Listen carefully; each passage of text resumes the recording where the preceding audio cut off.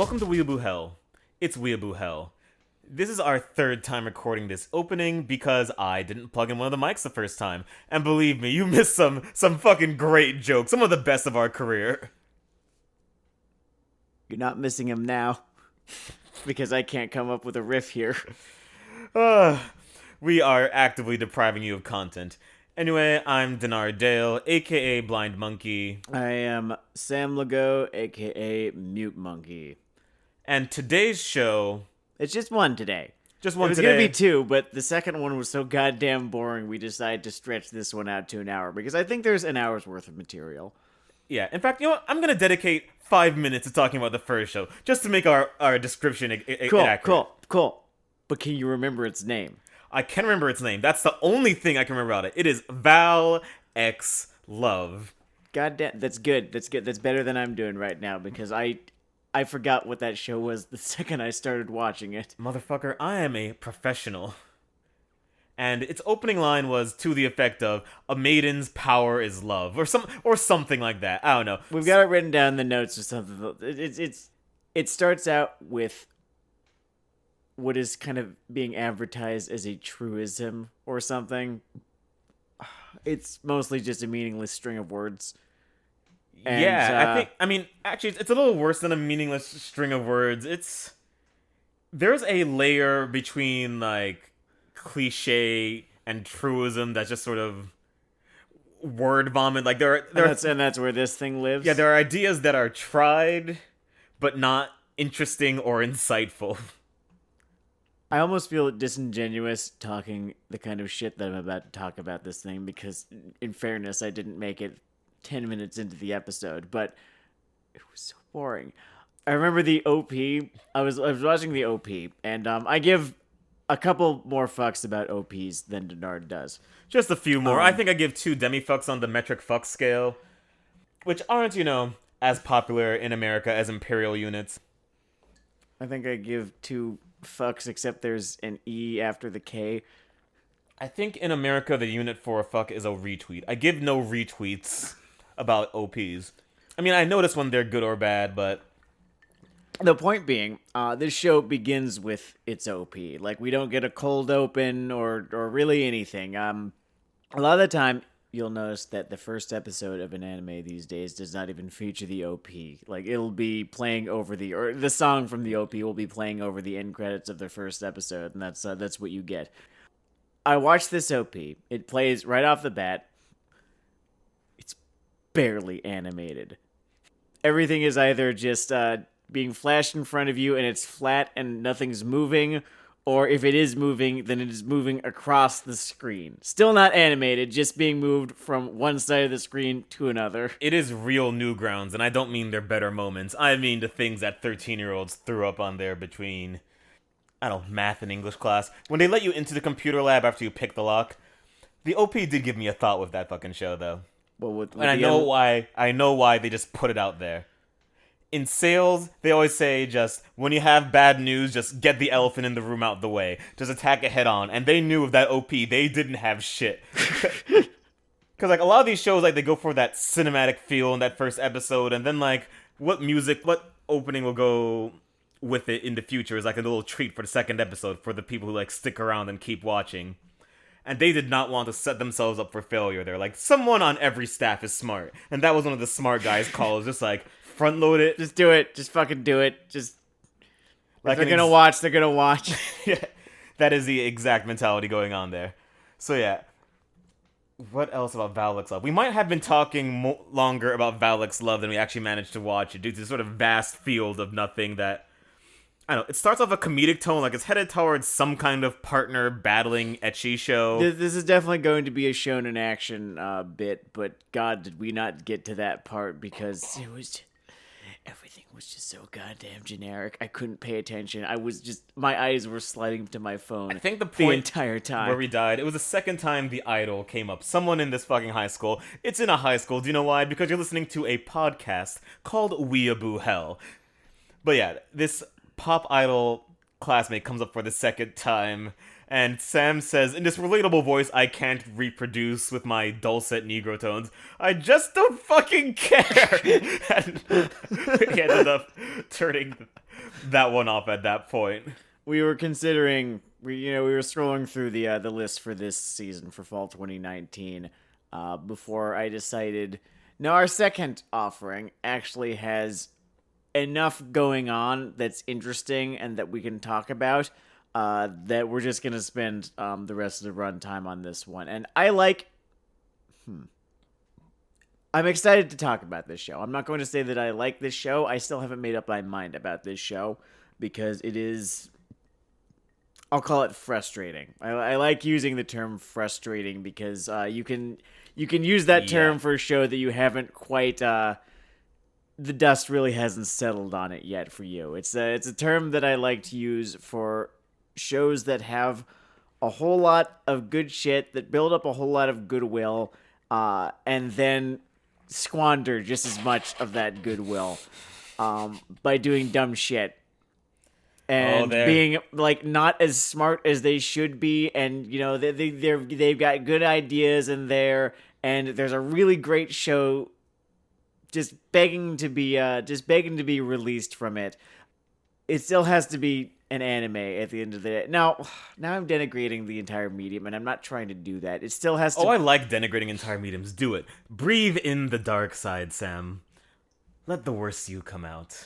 I'm like your life coach, but, sort of played backwards. It still has to have all sorts of fucking anime bullshit in it at the end of the day. And not all anime has to have anime bullshit in it. Some of the best anime does not have anime bullshit in it. And, in fairness, some of the best anime has anime bullshit in it. Brotherhood is full of anime bullshit. Mostly they front load it towards like the first half of the series. Yeah, those were definitely the weakest fucking episodes of that show, by the way. Like, there were no weak episodes of that show. I'm not saying they are weak episodes. I'm saying least mind-blowing, least life-changing. There might have been weak spans of a couple seconds in that show, for sure. But surely you are not saying that there were any weaker episodes of that show. Oh, I'm sorry. Inshallah, I have sinned before the Great One. And yes, there are no weak episodes of Brotherhood, merely lapses of faith in the strength of the material that shall not be. I will let you off with... Hi, we're back from an edit just now, as I made a joke that I did not think about before making it, and it was not a good joke. Fun fact, not every joke that we come up with about religious extremism or realism makes the final cut of the episode, because sometimes we say some shit. Sometimes I accidentally joke about a type of corporal punishment that has... Implications. It happens to people. And I didn't mean it, and that wasn't the idea. Let's move on, shall we? Let's move on, sure. So when it comes to the show's exact quality level, and I may have used this for a different show, but it has breached that threshold where as a child, it's on television, it's on, and you don't change the channel. And you're watching it. Like, there's enough going on to keep you there. There's an idea. Anime Network, right? Anime Network, yeah. Every now and again, on Anime Network, though, you'd get, like, a really fucking, like... You would get a good one, like, there would be some gemstones. This isn't exactly Fumofu. A gemstone. You get, like, Fumofu. Fumofu was Fumofu gold. It's a great ride. We're not comparing this to Fumofu. No. If I were to compare this to a program, or at least my opinion on a program... Do we name it yet? We haven't named it yet. We haven't named it yet. Wow, So this is the kind of out of nowhere, kind of dark horse hit of the 2019 fall season. I can never fucking predict this shit. I never know who's gonna win. A bit, and like near as I can tell, in the circles in which I kind of pay attention to, it has been getting some traction. He means the Animemes subreddit. Animemes, I go on forums too.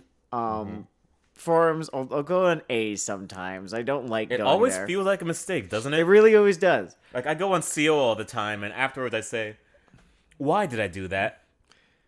I just know it's still happening every day, and I don't like it yet. But this is Oresuki, which is the shortening of the full Japanese title, roughly translated to "Are you the only one who loves me?"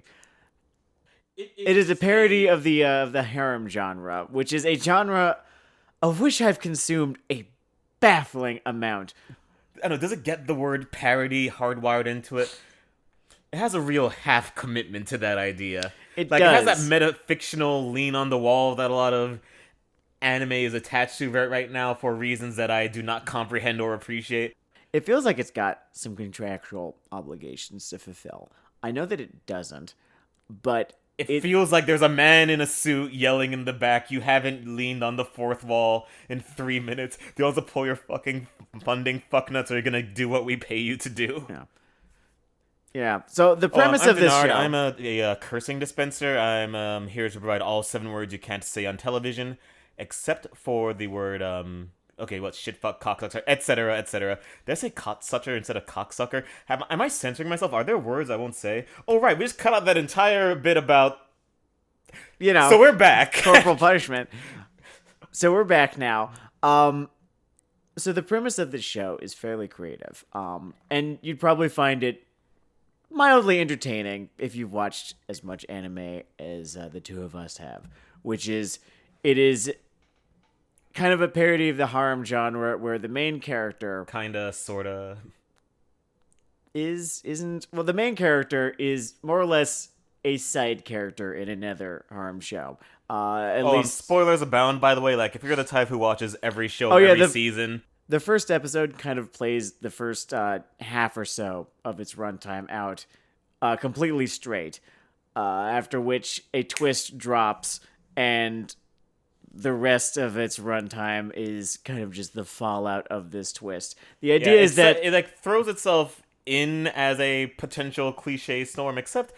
It goes with this cold open that doesn't really help the first episode at all. Like, let's get cold open. Let's get through the premise first. The premise of this show is that the main character is a side character in someone else's harem show, right? Mm-hmm. Who is interested in 2 different women who, on 2 separate occasions, tell him that they are both into his best friend. They even tell this great story about the moment that they became into his best friend. There is a recurring gag that is just different angles geographically blocked out of them watching his friend after this baseball game have a come to Jesus moment and falling in love with him at that point. Meanwhile, our main character is basically just loading a revolver and thinking about putting it in his mouth. Only the show sort of runs over those jokes by... Just let me get this out of my system now, because it's sticking with me. Sure. It has, like, that clever premise. It has some other clever ideas. Every time one of these things come into play in the show, it, like, runs over the joke. Someone will call attention to the joke. Someone will call a whole lot of attention to the joke. Like, you just made a joke at work, and someone laughed, and then you explained the punchline to them. Just like, hey, yeah, that was a real knee slapper, guys, wasn't it? And everyone just sort of looks at the body of your joke just burnt on the fucking break room floor. The running of the joke isn't that bad. The show is still watchable, goodish. Oh, it's absolutely watchable. I would even go so far as to call it fair. Or maybe I'm being unfair here, because there were points in this show where I was invested, actually. I found myself really... Engaged? I found myself pretty engaged with the characters and surprised, Aroused? genuinely. No. Go on. Found myself genuinely surprised with the little twists and turns that they took, which is good. That's good. I felt surprised without feeling like I'd been cheated or anything, and that's a good sign right there. That is a thing you want, and sometimes they don't run over the sort of layering of this gag. There's some layers before and below what we described as the premise, but it's all jokes of that nature, like riff on the genre. Yeah. And when it doesn't run over, or if the joke is just strong enough that it's still funny anyway, I really enjoy it. Like, the first 2 times that it dropped its main thing, to the show's eternal credit, my notes just have the words blacked, which... So really points to them, because they did make me... pretty fucking straightforward. Oh yeah, no. There were a couple of real knee slappers in even the first couple of minutes of the show. Oh, actually, the second time that they layered that gag, I also wrote the myth of Sisyphus, which is a fun one to have attached to yonder love life. Mm-hmm. The other kind of twist in that show, the first one was that, both of this characters, kind of heretofore love interests are both in love with his friend. The second big twist is that this dude is kind of a garbage human being who has been sort of putting up this front of, I'm an anime side character, kind of lovable idiot, whoever, there's two women going after the same guy, and, whoever loses, I'll pick up the sloppy seconds or whatever, right? You could almost draw comparisons to one of the hits last season. I guess there's one rom-com that works every season, maybe. No, that's generous. We've had 2 lucky seasons. But, sorry, I'm not a rom-com aficionado. In fact, in my review of the show, keep in mind that I generally hate this shit, so the fact that I think it's okay, maybe it means that instead of a C, it's a B. Take my opinion with a grain of salt, I guess, but... Sure, noted.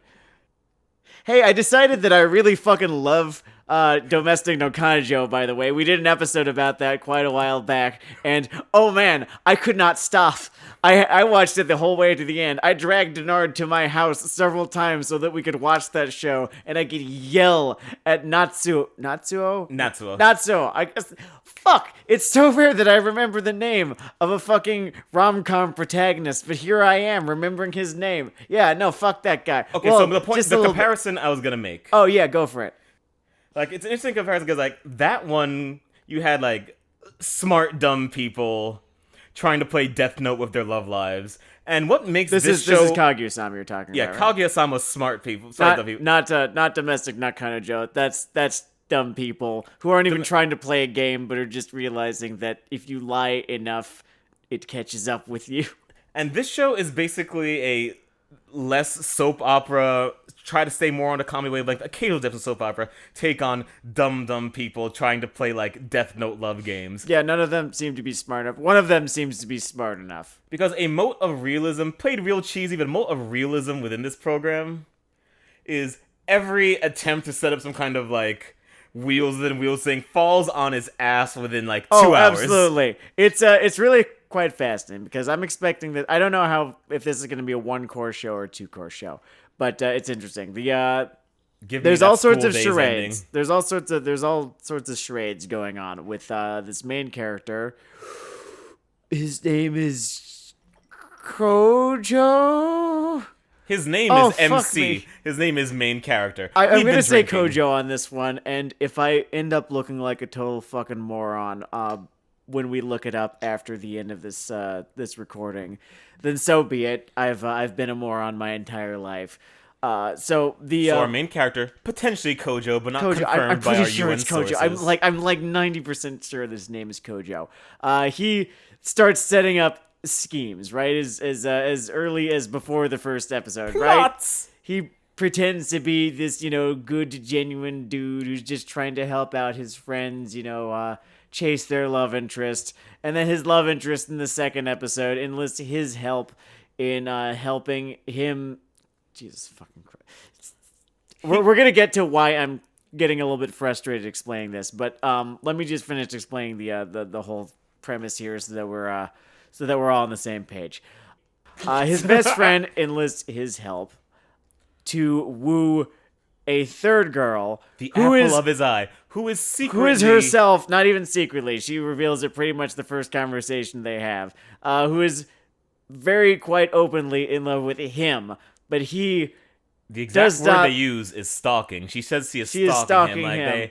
They sort of pull out from a yandere kind of thing, at least in the first 3 episodes. Oh yeah, they pull up. The show kind of... Maybe they charge it head first later. We're going to get to this because I think this is a problem that this show has, that it kind of fears the Reaper a little bit on going there. But I want to actually save that discussion for later on, perhaps even the end, because it's kind of a when all is said and done kind of issue. No, so this third girl, they've all kind of got flower motifs. One's got a sunflower motif. The second one has oh god, it's not a second flower. A second small purple flower. Not begonias. I don't know. We're about to lose our florist license for this one. But you get the idea. They all have this symbol attached to them, and we're not really quite sure what it means. Well, no, because I was going to use their flower motifs as a shorthand for referring to them. I don't know, the sunflower chick. There's Sun. Sun is the name of the nickname of his best friend. Tish. Yeah. They call her Cosmos in the show, so sure, let's go with that. That's the student council good luck president. not thinking about Bloodborne with that, by the way.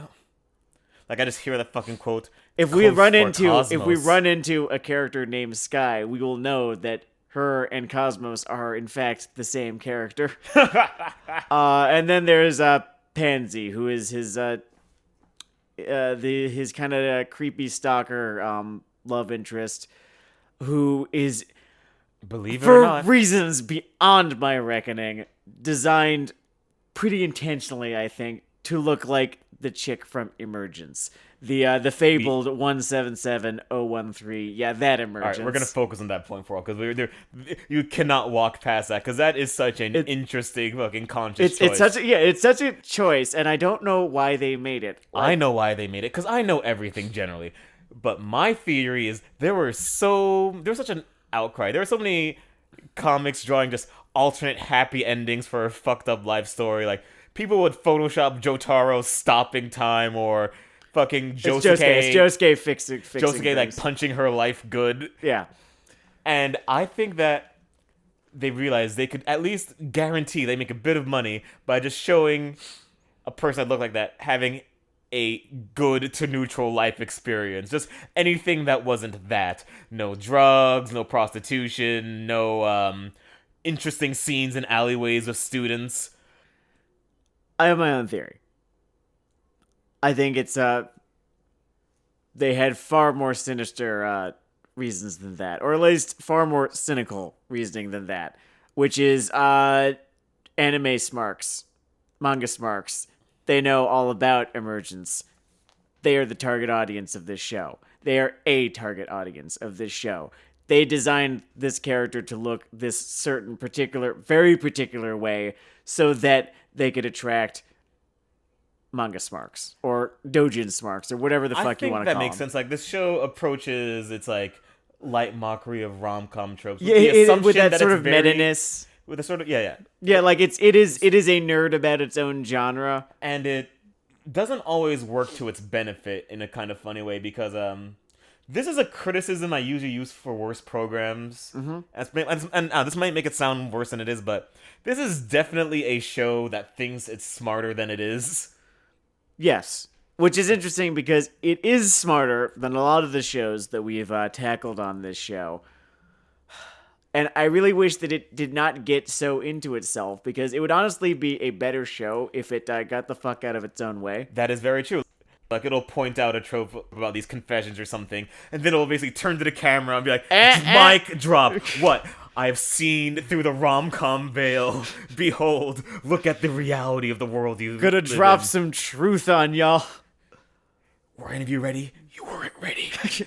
Your eyes are open now.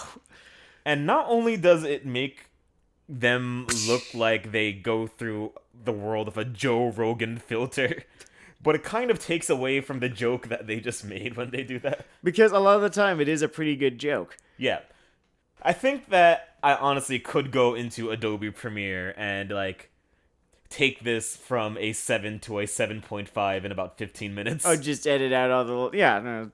Like, I could literally cut out every part. It just sort of runs over itself. And the one issue is that, as unfunny as the little joke addendums are, joke epilogues, I don't really know what to call them, because they're not jokes in and of themselves. In stand-up, you call it a tag, I think. Tag? Okay, sure. I'm not really sure.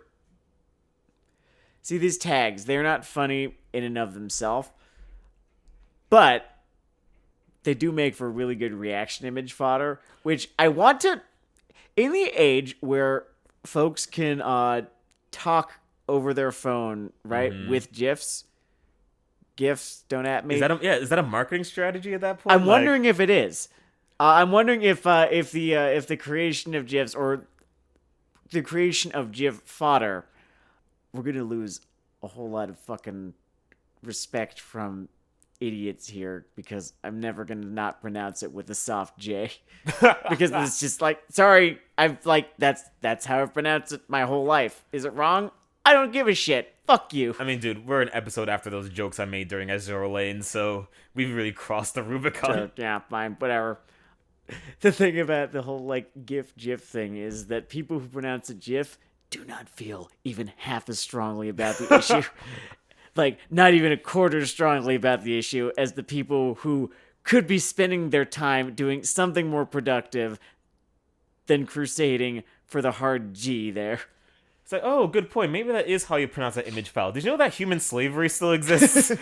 You know, that maybe that could use some of that ATP you're expending on consonants. Thank you for reading my memo that I wrote in Comic Sans. Oh, fuck. God, what the fuck? By the way, we're talking about, in terms of shows, smarkiness. Yeah. It has a gag that is over with the fans, and I do like it. And I just feel like maybe it just bears discussion in the summary of the show. Oh, yeah, no, because it took me a while to come around to the gag before. Like, the third time, because it is a running gag. The show does a lot of running humor, even, like, 3 episodes in. We watched the first 3 episodes. Because I think that is the proper amount that you should give a show that you have not yet made up your mind about after the first one. They do have is it literally the 3-episode rule, or is it the 4-episode rule? It's a 3-episode rule. And then, like, the 5-episode rule, if it is especially arc-driven and you find yourself still on the fence after 3. This is not too arc driven. It's there's a lot of like twists and turns and such, but it's not a show like oh god, what would be a good example of a like good example very arc driven show you'd really kind of need to give 5 episodes of before you're ready to make up your mind about it? Let's see. I was gonna say Psychopaths, but they liked doing a lot of episodic stuff in that. I'm gonna say any of the Gundam series.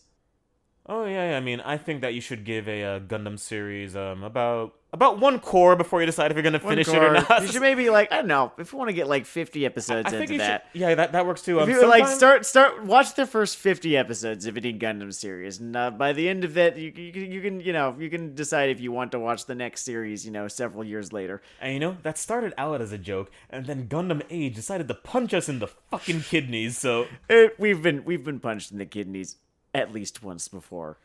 It's hard to forgive. It's hard to love again. It was called Destiny. Destiny. It was called Gundam Seed Destiny, and I didn't have to suffer through it as it was airing, so I was just laughing as I was watching that show because I'd already heard all the jokes. I already knew what I was going into. I was just Imagine like a gypsy fortune teller just told you your baby's going to get cholera and eat shit at the end of this, by the way. Shin just wouldn't stop fucking screaming. It's great. Sorry, no, let's... But this gag we were referring to earlier, this is sort of a popular gag, is, and comedy equivalent of a spoiler, I think there's some shit that is less funny when you know it's coming. Mm-hmm. But, like, the bench that a lot of confessions happen in a lot of anime, if you're more of an action-adventure kind of type like me, a confession is a construct in anime where the aloes are added again... Where the aloes are added again, and just 2 automatons that can't figure out how to fuck walk up to each other and say, "Me like you, fellow." And in anime, it has this tendency to happen on a bench. So when his 2 friends, the one the childhood friend and one the student council president, right? They both tell him that they're into his best friend. They both do it on a bench. By the second time, he's actually acquired bench trauma, which is actually pretty funny. Once I realized what was going on, at the end of the first episode, the creepy emergent chick actually seems to have purchased a bench. From like Amazon Now or the Prime Now, I don't know, like an instant delivery type thing. Had it delivered to the library so that she could do it herself. While this is happening, an ersatz version of the Imperial March plays, which I don't quite understand. I think maybe I understand what the idea was. I think there was a better song that they could have done an ersatz version of.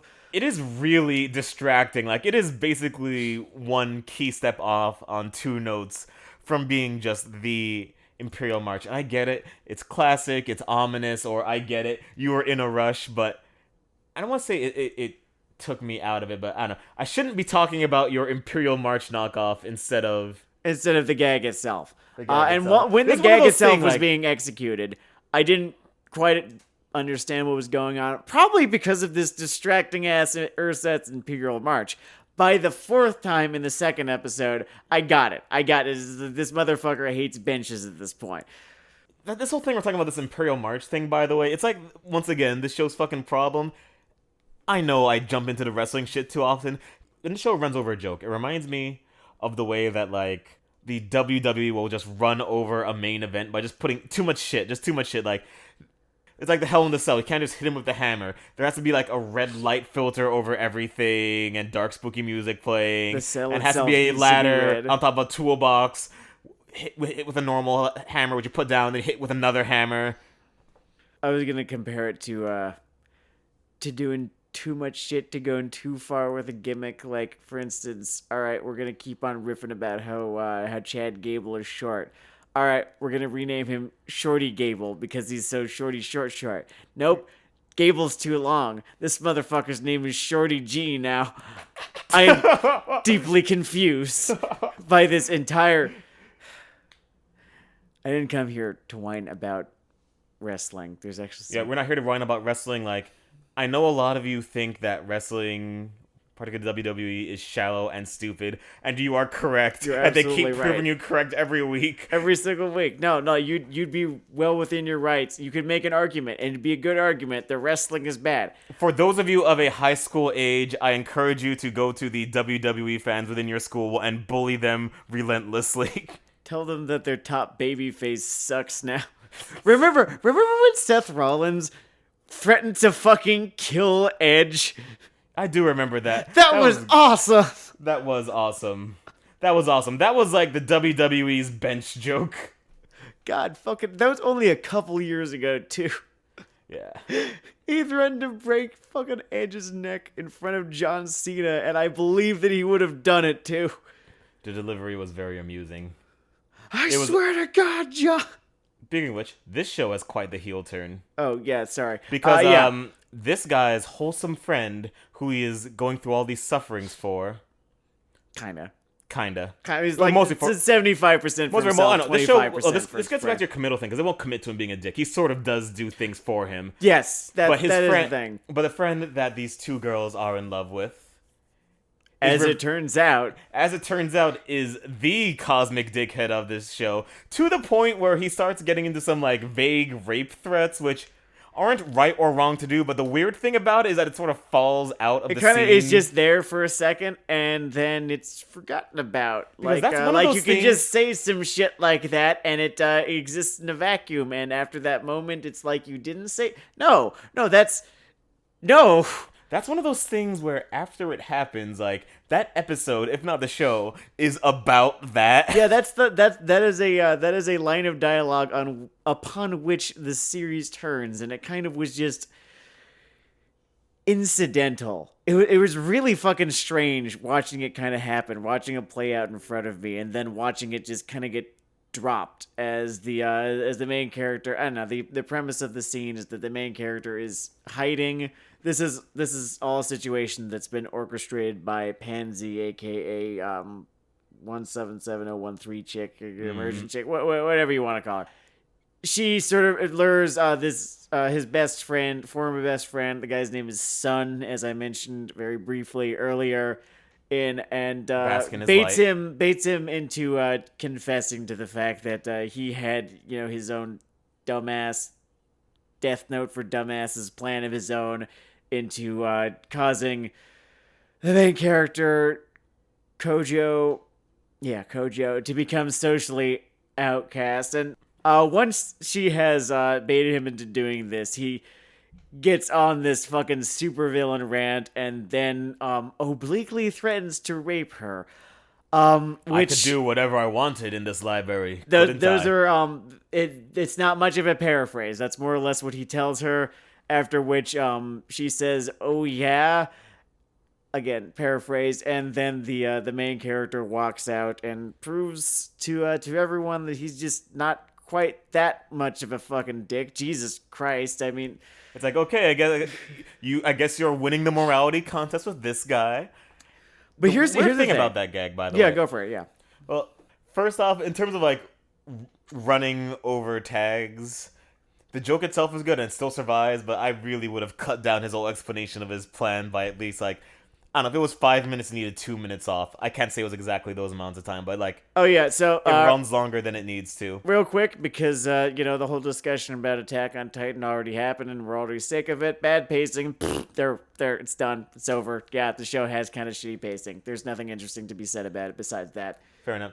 Micro joke not actually that important, but when he does the standoff with his former friend in that library, and he does, like, the power of love, like, shoulder grab, all I can think is, this guy you're fucking with is an athlete with, at least in anime terms, 2 feet on you. I feel like this fight isn't gonna go the way that you're hoping.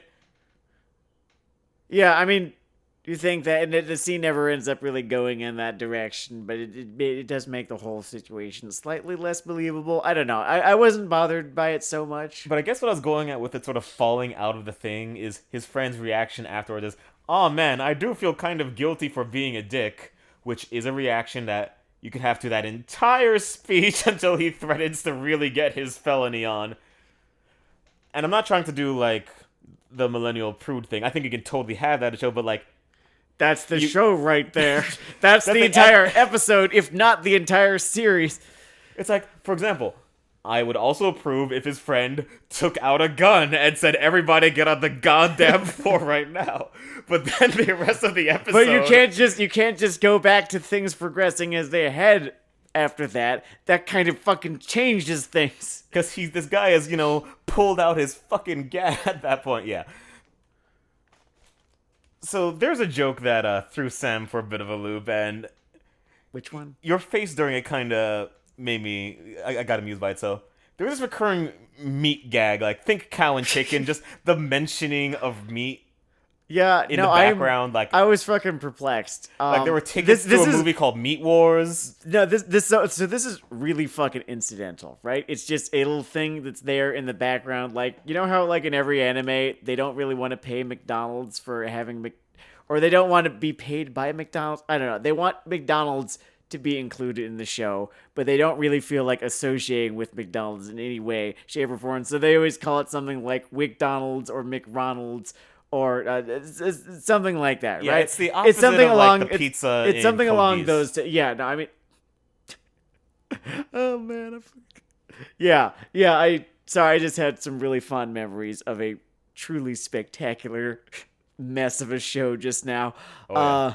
But no, so it's an incidental gag. It seems to be that the folks who put the gag in there either thought that it was absolutely side-splitting, or I don't know, there was never any second draft. They just got to see Meat World Chicken Kingdom, which seems to be a riff on Jurassic World Fallen Kingdom.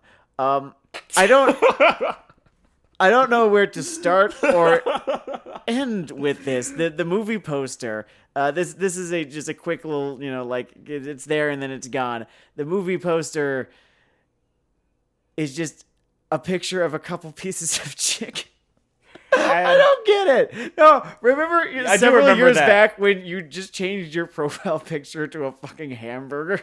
Yeah, I had a thing where I changed all my social media profile pictures and background pictures and, like, last 4 Instagram posts to just, I guess, burgers. I don't know. I think I just wanted to see how people might react to that apparent breakdown. Like, maybe, Did they react? There were just a lot of questions of why. Yeah, it was mostly just like, why burgers? Am I missing something? Was this an inside joke? And I guess Sam is having flashbacks. Like, maybe this is his bench. He has burger trauma. But it's weird. Not burger the movie trauma, tickets, but it's what it meat reminds me of. The movie tickets were for something called Meat Wars. Meat Wars, which I have to Star Wars imagine is Star Wars, I guess. And I just keep on thinking about those old cow and chicken gags. Though even then, there was, like, it tied it into thing because they are both, like, walking meat products. But here it's just there. Meat Wars. And it's not something that makes the show better or worse, but it's just sort of funny that it happened and we just keep blinking at it, just squinting and trying to peel through the ether and see what it means. The thing's just... It's just weird is all. It's weird and I don't get it. It's not weird in a way that it's like, ooh, that's weird right there. It's weird in a way that it makes me feel like I'm missing something.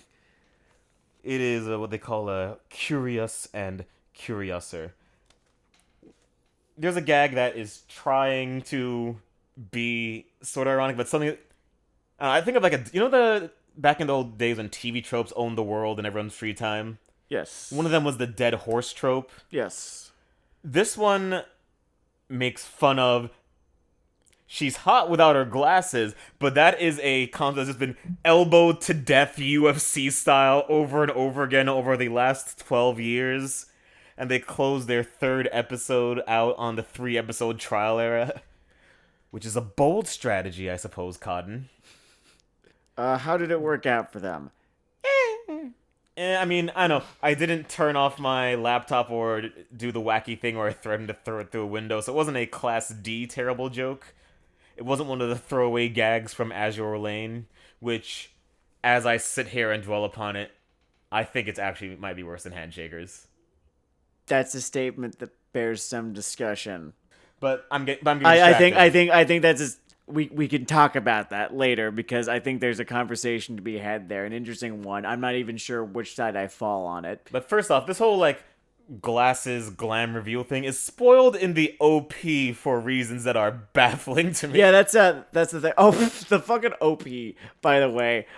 By the end of the 3rd episode, we've been introduced to 5 named characters. Cool. All right. That's a pretty decent spread right there, right? You could probably milk some amount of drama out of. The point is, we know that most of the drama in this show is going to come from the interactions between these 5 main characters. And I know that the show does have, in fact, a bigger cast than that. And, most shows do, in fact, have a bigger cast than that. And they're going to show up in the OP. But this being a harem show, right? Whether it be a parody of one or not. Whenever characters show up in the OP that are not pretty much immediately introduced, you're really just... They're mid-carders. They're mid-carders. They're all gonna just fight look for at that them white like, belt. oh, okay, all right. So I guess I should probably bother to come up with dumb nicknames for you because Lord help me, I'm not gonna remember your actual names. You're just not important enough. Look at all the walking fast forwards. And you can see they're all holding their little gimmick items. I've got the camera. I'm gonna be journalism girl. It's helpful. It is that they are telling us which way we should be dividing our attention. Because Lord knows, after however many years of filling my brain with terrible fucking television, I've got little enough left of it as it is. Whenever one of these fucking things takes off, I always play a little gambling game with myself during the OPs of these shows. Mm-hmm. And I try to figure out which one of them is going to be the one that the thirsty internet latches on to. Like, who has the juice? Who is the LeBron James of this? It's Emergence Chick. It's Emergence Chick? It's obviously Emergence Chick. I don't know. Maybe they're trying too hard. People don't like to be told what to do. Actually, no, that's bullshit. People, they knew exactly what they were trying to do with that 02 shit. We still have not recovered as a fucking community. Jesus, no. No, even if the show shit the bed, like, everyone still wants to fuck 02 so goddamn bad. I think people are starting to forget how bad Darling in the Fran XXX was, which is impressive. Because that show died a violent death. A violent yet protracted. It's like it kept getting up. I think you're gonna have to come up with the explanation on why 02 so survives in the collective consciousness of the anime community now. Because this is some allosexual bullshit that I'm not qualified to talk about. Sure. So, as standards of living increase in a first world nation, there is a tendency towards a downward trend in the population. Naturally, all of that unused sexual energy within Los Estados Unidos and Japón have to go somewhere, and they are currently staple gunned to 02's 2 horns. Or maybe her horns are these staples that are embedded in the brains of 1,000 young men. Not all of them are, and I'm not calling people like dateless or virgins or anything. I just think that there is a vast well of untapped psychic energy that capitalism has managed to isolate and or manifest and bend to their will. They're good at that. And that is how we are going to power fucking cars in the future. Just unshot cum. Pure animal lust.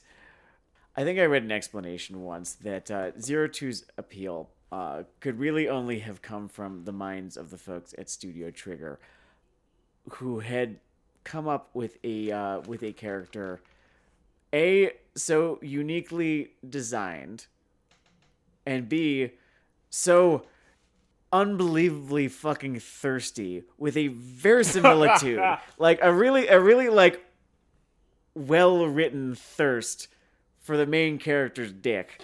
And I think that I'm paraphrasing here, but that is the explanation as I understand it. That's how it was described to me. I think there's something to that. I believe that to make that happen, you have to be both a virtuoso and a moron. And that is the essence due Studio Trigger. Trigger, ladies and gentlemen. In fact, I am going to borrow a line that I wrote for a dumb promotion for this show. Studio Trigger has a minor league batting average. Because there is a real brain for baseball attached to a real withered arm that...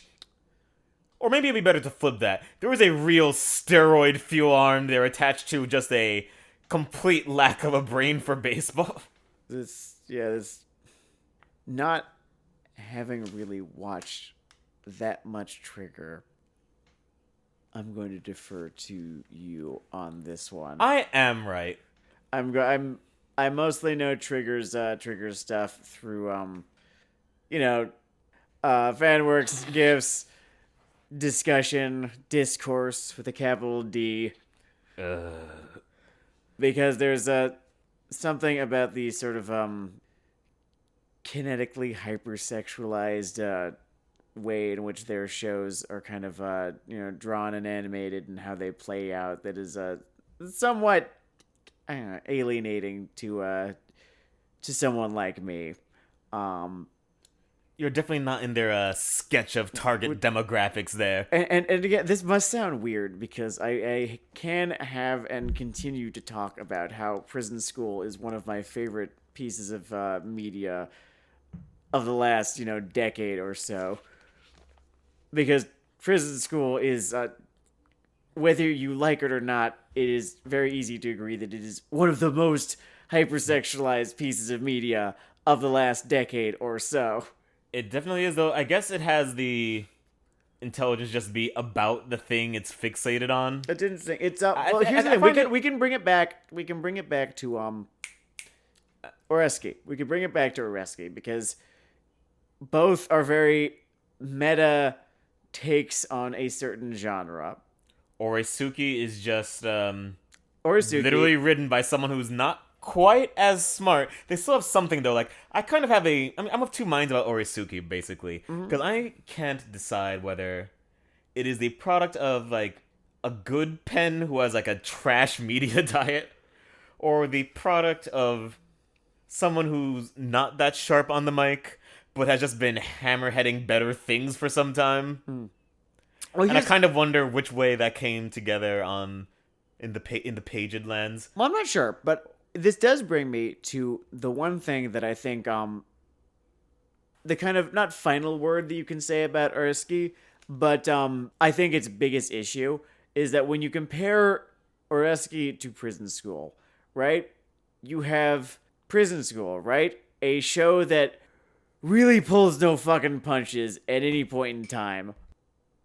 And then you have Oresuki, a show that is almost there. It's almost there a whole lot of the time. It will be on the verge of greatness, and then it'll just kind of pull up because that show just fears the Reaper. And you really get cannot fear the Reaper with this. You've got a show where it would be perfect if everyone in it were 30 or 40% more of an irredeemable prick. Yeah, if they could just cross the Peep Show Rubicon. No, I need a dog barbecue in this show. This thing would be much I need improved. someone to pretend that they forgot the turkey. There was one... I remember when the guy finally reveals his bastard status. Mm-hmm. And the main character is, reflecting on things in the past that were signs. they had the one like figure it out yourself, idiot thing, and I almost just imagined just a sequence of things like, how you doing, buddy? Choke and die. you're so wacky saying all these friendly things. That scene was actually particularly frustrating to me because it got closer to how I wanted the series to be. It got closer to everyone in it is a fucking prick, and this is just the misery that they make for themselves. Maybe I'm asking this show to be just something that it fundamentally isn't, but if it's wanting me to laugh at its jokes, then I think it needs to sort of adjust who the jokes are being bounced off. It also just plays the rom-com elements too straight for its own good, to be honest. That's another reason why I think we're drawn to this. Like, too much of it is actually just doing just the rom-com thing. It really does drag you down when you both just do the thing and try to be this clever metafictional thing and try to have a bit of that cynical humor, but there is a way to do that, like, you know, Prison School rides that line at times, and I guess this would almost be a more fair comparison piece for Prison School than what the fuck was that thing? Armed Girl Mock. Oh, that thing was like walking cancer. But I guess this would be a nice gloves off comparison to Prison School kind of show. Say la vie. Press F to pay your respects for Prison School. God fucking damn it. Only the good die young. I want to say that I've never been blue-balled so fucking hard, but no, that's not even close to true.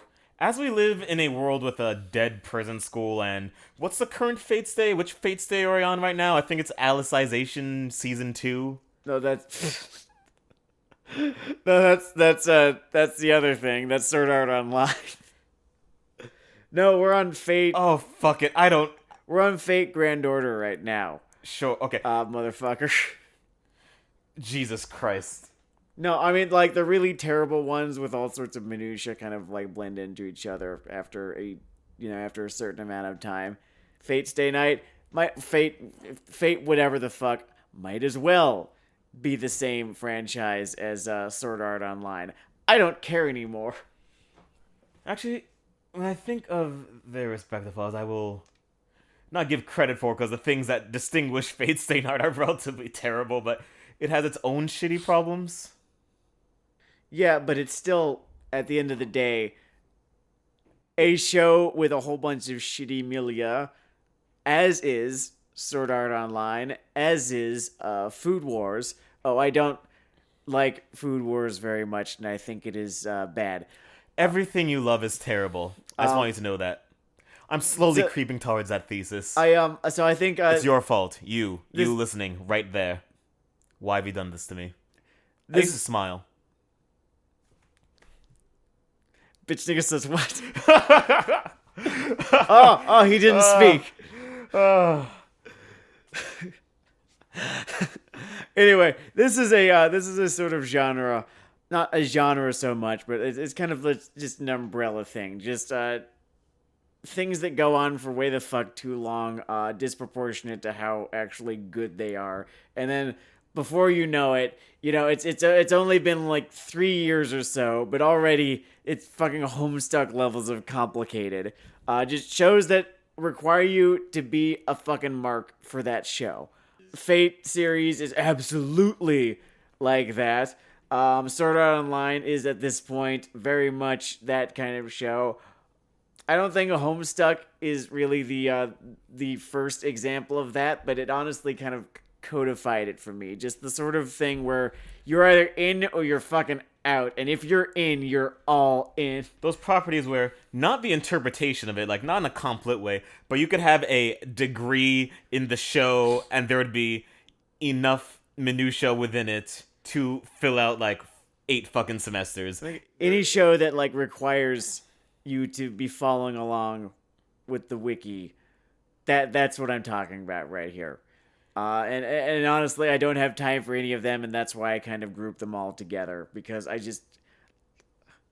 in my late 20s. I have things that I do. Remember when you tried to see if drugs could take us through the Netflix one? The one of fucking Mordred? I do remember. They didn't take us through it. They did not take us through it. Man, I'm actually feeling a little better about Oresuki now. No, absolutely, because at the end of the day, Oresuki Stepped up to the bat. stepped up It to the tried. bat. I double. I feel like it grounded out. Grounded out, yeah. I feel like it didn't strike out, but it did ground out. Or I don't know if we're gonna use baseball metaphors here, then I'd say that it probably hit a single, and then when the next batter came up, it got to second base, but by then no, he turned to double play. This show is interested in the I mean, can you extremes imagine? of the human experience. Can you imagine being on that bench at that time in that place? What's it like? What's it take to survive that? We talk about the toughness of an MC. Could we, modern people, survive our friends being confessed to twice? And I'm not saying that modern people are any, more or less strong than people of decades past, but there's something just kind of interesting and almost kind of foreign about the sort of thing that a harem protagonist would put up with. Isn't that right? What happens when the societal nuts and bolts just encourage you to limply chase booty with every waking hour?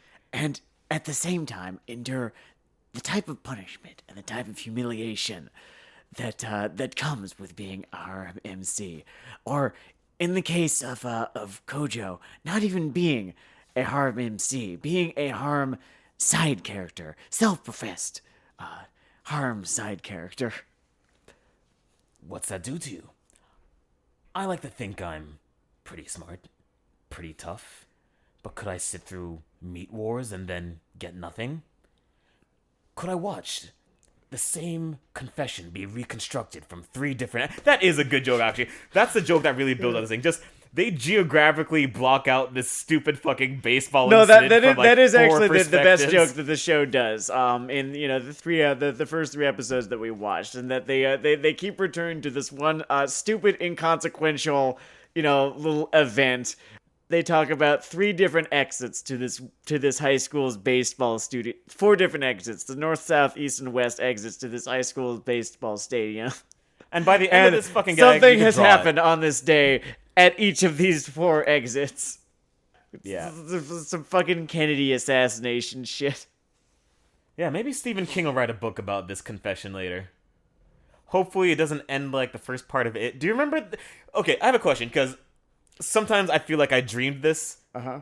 The kid part of it ended with, like, a weird junior orgy, right? Like, I didn't... See it? No, I did not. I didn't see it, but I read it, and it's like, what? Why? Truth be told, I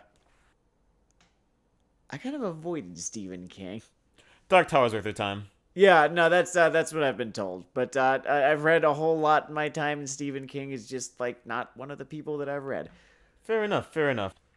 I still think it really needs to be reiterated that this show would be a fucking A+ show if everyone in it were awful. Just irredeemably awful. And thus, we could laugh harder at the shit that they get themselves into. Because it's not that I even feel too much, sympathy or empathy for these characters. It's just that I want to be laughing at them harder. Yeah, the show's not willing to take that extra step in terms of the distance. And it's kind of interesting because a lot of shows will fail to try to bring some pathos out of a situation, but this one, as a comedy, just steps away from the haymaker moments and just emphasizes the things it does instead, and that doesn't always work out, unfortunately. In fact, it rarely ever does. So that's Oresuki. Would you recommend our first show, Val X Love? All 5 minutes you saw of it. What show? Val X... I don't know what you're talking about. So imagine you're an intern at an animation studio, and you ask if you should, move the eyes or the hands, and they say no, just mouth flaps. What does that do to you? Just moving mouths. Now you have to imagine being an animator, in that time, in that place, and being told, to put your career on the line, potentially, with this project. You're given demands, right? They're demanding things of you, and they're giving you nothing in terms of resources. You're being asked to put a show together that is both a high school show, an ecchi show, a harem show, a shonen fighting anime, right? And you're given shoestrings, less than shoestrings. You're given Velcro to keep this thing together. What can you do besides lip flaps? What would you do? What would I do? I don't know. I don't know what I would do in that situation. But I'm lucky enough not to have to face with that. The societal nuts and bolts encourage me, in the modern era, not to make stupid reheated bullshit. But we weren't always so lucky. The ancient world was a different place. Just isekai, as far as the eye could see. And your father watched isekai. And his father watched isekai. And you, to please those faces in the ancestor room, watch isekai too. This has been Weeaboo Hell. It's Weeaboo Hell. I'm Blind Monkey. And I'm Mute Monkey.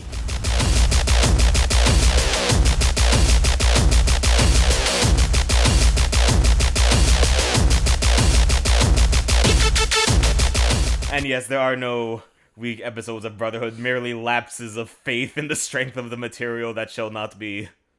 I will let you off with a No, we can't keep that in. We can't. I just realized the fucking implications behind that one. We're cutting. We're cutting that one.